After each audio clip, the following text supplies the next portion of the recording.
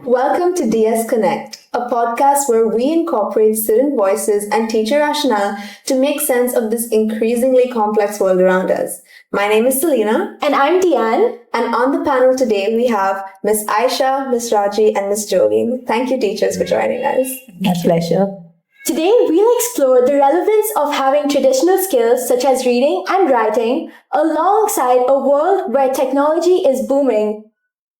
So teachers, we know that technology has become the new norm, whether in school, at work, even on the road, primary and secondary. We even have our whole BYODDS policy, right? So do you think traditional skills still matter? And if so, why?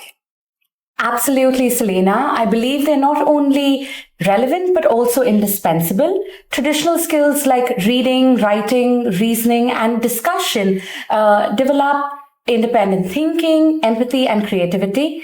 Writing, for example, engages your memory, focus, and deeper thinking.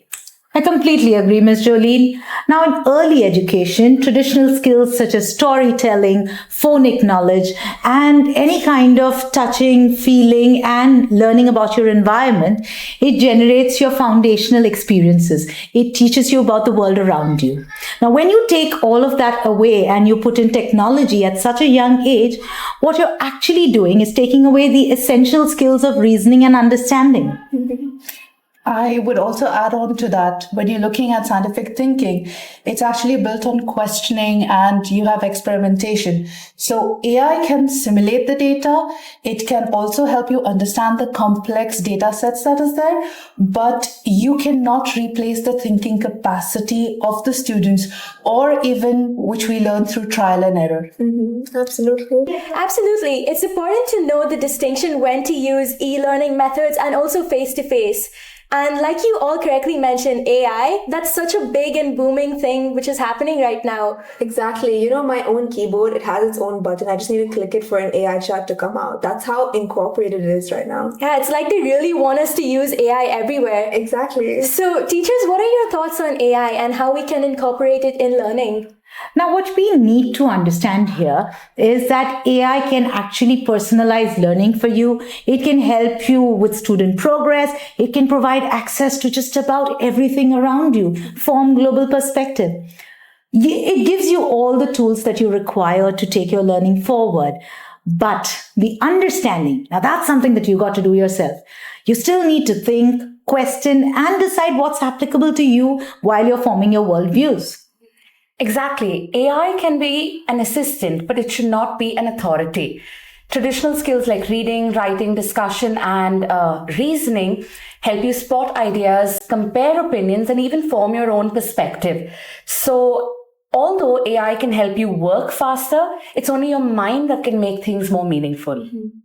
If I were to add to that, without students developing reasoning skills, they just tend to become passive recipients of this knowledge and they are not active investigators. So we need to ensure that AI is serving inquiry, all right? And students become thinkers behind the technology. Definitely. I think that's another very important perspective to consider. So we've looked at the different variations of technology and so on and so forth. So now it comes to our generation. Another thing that we have to consider is that we're so keen on fitting in. How do you think we can maintain our identity while trying to blend in?